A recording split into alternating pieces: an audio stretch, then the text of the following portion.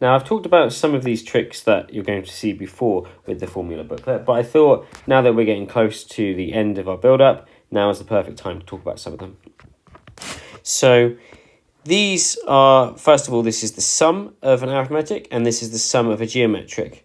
But the nth terms are not in the formula booklet, but you're going to use the formula booklet to help you get them. So for an arithmetic, it's actually sort of hidden inside of it there. So what we do is we draw a line down here just after the 2, because we're going to split this into 2 parts. And there it is. There is your nth term. Okay, so your nth term is a plus n minus 1 times the difference. Okay, how about the nth term for a geometric? Well, it's useful to know that the answer to this looks similar to this, but it's sort of the geometric version. But here's one nice trick that you can use, especially if you get confused with is it minus 1, is it not minus 1? So what you do is you say the numerator here, we should be using each of these pieces 1 time. So here we go. We're going to say A. What's next? R. N up there. So you have the, instead of having the difference n minus 1 times, we're going to have the ratio n minus 1 time. Okay, so it's a silly little trick, but as you have the formula booklet there, it's a nice way of making sure you use the correct rule for these ones here, and can make you feel a little bit more confident in the moment, hopefully.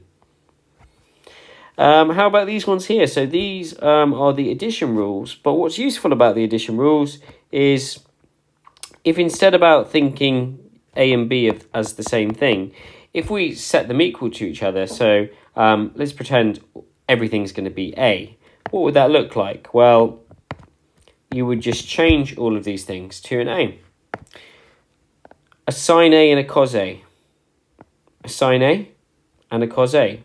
These are like terms. So that means that this one here then is 2 sine A cos A. All right. We can do the same with cos as well. So A and B, let's just call it all A. Next bit, what do we see?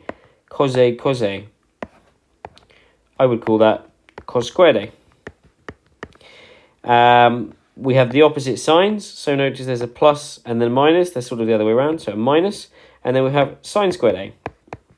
Now, this doesn't tend to be the format in which it's actually useful. What we often have to do is, you know, if you want to think about sort of the long way of doing it, you can think about substituting it out like this and so on. But I've said it a few times, and I think it's very, very useful. Thinking of the first part of cos, I always remember that you see cos twice. And I remember from this one here that the cos squared's at the front. So that helps me write my identity like this. Cos, sine. I remember that there's 2 sines at the end. So that helps me think of this part of the identity. Okay, and there we go.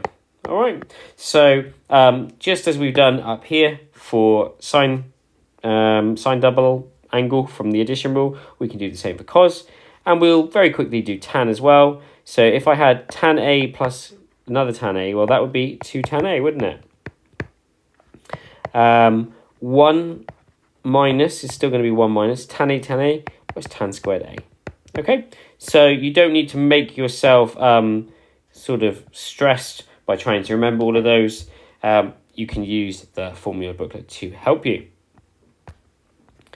And finally, this is from the differentiation section. The integration and differentiation sections, well, they're useful both ways, aren't they? So although it's saying how to differentiate here, we know that this also means, for example, that if you integrate sec squared, it's tan x plus c, or sec tan integrates to sec. So that's the first thing, really, is that we can use this in both ways. Something that's less obvious is maybe the appearance of the quotient rule down here. Now, the quotient rule causes lots and lots of problems. But it says when you have 2 functions in a fraction like this, this is the rule. Now, personally, I would write this as UV, and I would express all of these in terms of those letters. But it's still helpful for me, isn't it? Because if I look at this one here, and then I look here, that's telling me that du is in the first part. What about this? This is the V part, V. So that there is telling me the rule of V du, isn't it? And then over here, this is u dv.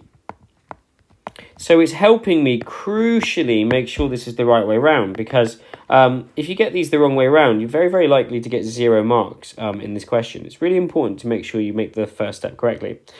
V is here, V squared. So, there we go. It's really trying to tell us the quotient rule. It is in there. It's just perhaps a little bit unfamiliar the way that it's written. What I think is quite cool about this as well is once you remember that the quotient rule is the less forgiving out of the two rules, because of the minus and the division and stuff, it's quite easy to get this wrong.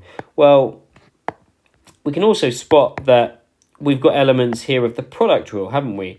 And the product rule, because it's commutative, yeah? So UDV, VDU is the same as VDU, UDV. So you can even kind of read this the same way around for the product rule, as long as you put a plus sign. This mixing and matching is in there, and it's easy to get, much less forgiving. But for the quotient rule, it's really, really useful to just kind of refer back to this and make sure that you're doing the right initial steps.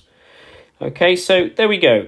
There was just sort of 3 quick cases, whether it's series, turning the series into the nth term, using the addition rules to give you the double angle rules, or using the differentiation results for trig to help you think about integration, and crucially, make sure you're doing the right thing if you use the quotient rule. The quotient rule, which is about differentiation, yes, and the product rule as a reminder with that.